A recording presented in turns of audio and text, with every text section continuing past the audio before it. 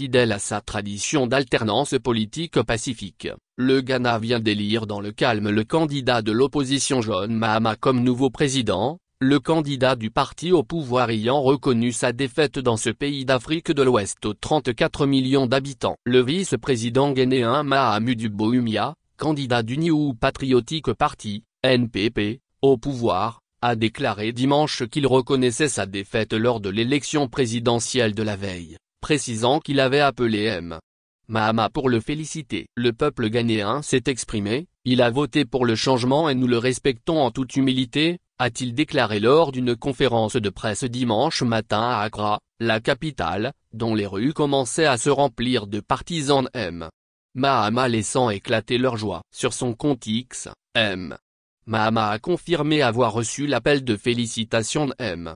Bawumia. Il succédera à Nana Akufo-Addo qui achève son second mandat. Lors du scrutin présidentiel de samedi, les électeurs ghanéens, qui élisaient également leurs députés, avaient le choix entre M.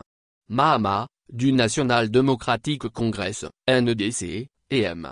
Mahamudu Bawumia, candidat du parti au pouvoir New Patriotic Party, NPP, et vice-président depuis 2017. Les difficultés économiques du Ghana ont dominé les élections, le pays est confronté à une inflation et un endettement élevé, et a dû recourir à un prêt de 3 milliards de dollars du Fonds monétaire international, FMI. Premier producteur d'or du continent et grand exportateur de cacao, cet État d'Afrique de l'Ouest est considéré comme un investisseur privilégié sur le continent, et comme un modèle de stabilité dans une région secouée par de récents coups d'État, des défis constitutionnels et des insurrections. Le porte-parole du NDC, Sami Gyamfi, a déclaré aux journalistes que l'examen interne des résultats du parti montrait que Mahama avait obtenu 56,3% des voix contre 41,3% pour Bawumia. Il est très clair que le peuple de ce pays a voté pour le changement, a déclaré M. Gyamfi. La chaîne de télévision locale Channel a déclaré que son comptage des résultats de 42 des 276 circonscriptions du Ghana montrait que M.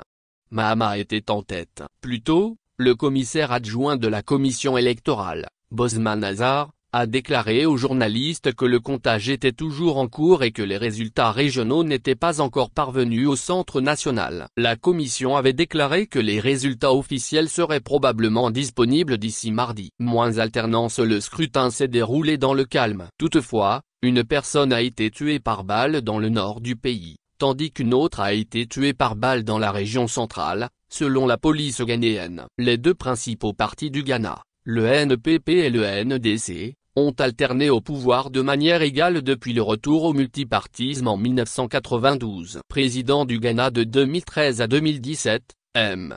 Mahama, 66 ans, a promis de relancer l'économie et de mettre en place des réformes anti-corruption. La victoire de John Mahama marque un retour historique, faisant de lui le premier président de la 4e République du Ghana à reprendre la présidence après en avoir été chassé par les urnes. Sa vice-présidente sera l'ancienne ministre de l'Éducation, Jane Nana Opoku-Agyeman, première femme du pays à accéder à ce poste. En utilisant le slogan Break 8, qui fait référence aux 2 mandats au pouvoir, M.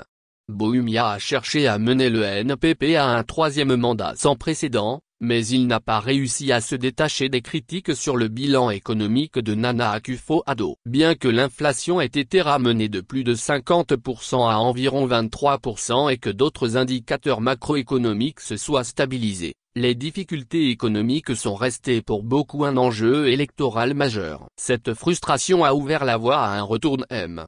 Mahama, qui a été président de 2012 à 2017, mais qui a depuis échoué à 2 reprises dans sa candidature à l'élection présidentielle.